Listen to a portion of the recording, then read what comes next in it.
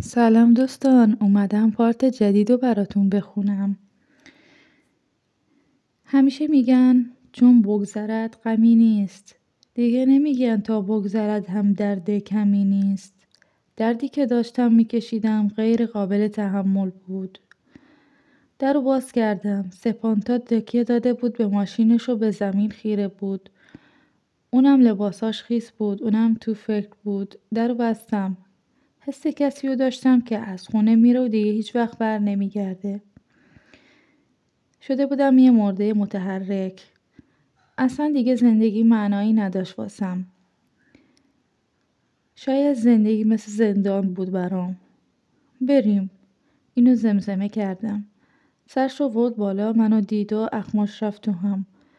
با سر به ماشین اشاره کرد. با صدای خوش که گفت سوار شو. یاد دیروز افتادم. قرمز شدن صندلی ماشینش. گونه هم قرمز شد. ماشینش عوض کرده بود.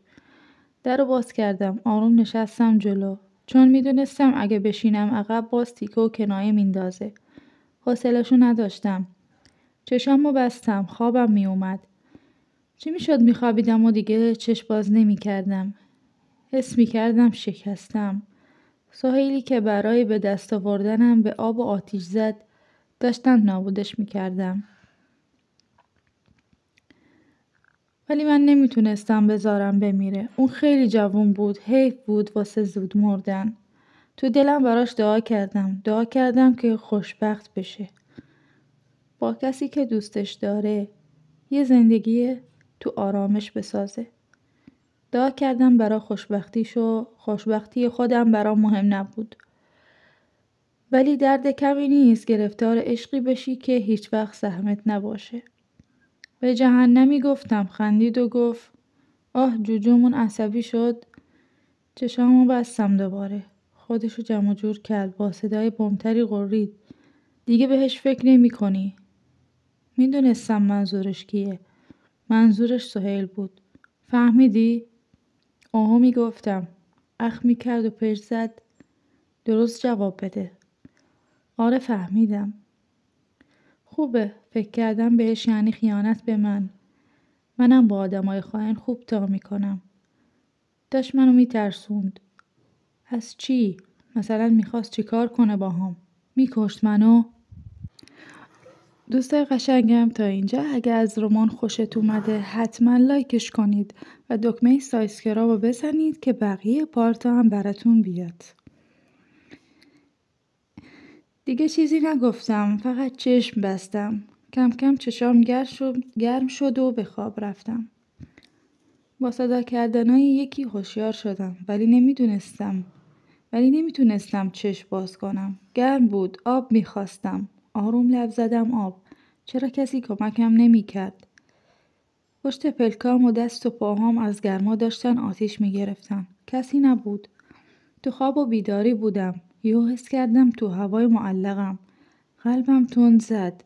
نکنه از اون بالا بیفتم زمین. آروم به هر زور و زحمتی بود چشامو باز کردم. تو بغل یکی بودم. تحریش مردونه داشت. سهیلم بود. سهیلم اومده بود. دستمو گذاشتم روی تحریشش. لب زدم. اومدی سهیلم؟ جوابی نشنیدم. صدای نفساش عصبی بود. چرا؟ بازم مهم نبود. فقط همین که کنار من بود برام اندازه یه دنیا ارزش داشت. دوباره چشامو بستم. با خیال راحت تری به خواب رفتم. سپانتا. وقتی گفت سهیل میخواستم محکم بکوبمش زمین. بگم سهیل چی داشت؟ چی کار کرده برات؟ چرا انقدر عاشقشی احمق؟ ولی حیف بیهوش بود. حیف دبش بالا بود و هزیون میگفت. وگرنه حالیش میکردم اسم مرد دیگه آوردن یعنی چی؟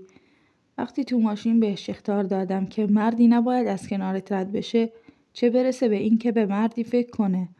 اگه قرار بر فکر کردن هم بود، اون مرد تنها من بودم. کلیدو به زحمت از جیبم در آوردم و باز کردم درو. رفتیم داخل. تاریک بود. این خونه چند وقتی بود رنگ آدمی به خودش ندیده بود. ولی از این به بعد قرار بود اینجا زندگی کنیم. در اتاق با پام باز کردم. گذاشتمش رو تخت.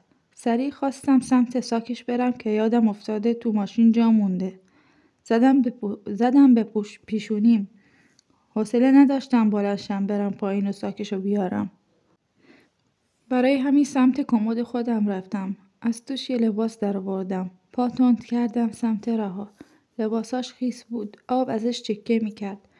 میدونستم بیدار بشه ببینه من لباساشو درآوردم وحشی بازی در میاره. ولی تا وقتی لباساشو در نیارم نمیتونم حالشو بهتر کنم. تشنج میکنه. رو دستام میمونه. حالا بیا ثابت کن من و ایشون قرار ازدواج کنیم. یه پیراهن بلند از پیراهنام کشیدم بیرون. نیازی به شلوار نبود. دخترکم ریزه میزه بود. همین پیراهن حکم مانتو داشت براش. همه لباساشو کندم. عرق کرده بود. مدام یه چیزی رو تکرار میکرد. داشت هزیون میگفت. وضعیتش داشت خطرناکتر میشد. باید میبردمش دکتر. ولی اگر بهم میگفتن نسبتت با این خانم چیه؟ چی میگفتم؟ نه، نمیتونستم ریسک کنم و بیمارستان برم. یه جوری حالشو خوب میکردم. میتونستم پاشویش میکردم تا صبحم که طول بکشه. حس مالکیتی که روش داشتم خیلی جدی ترم کرده بود. حاضر بودم آدم بکشم به خاطرش. سهیل چند سال بود میشناختم. منشی شرکتم بود. پسر خوبی بود.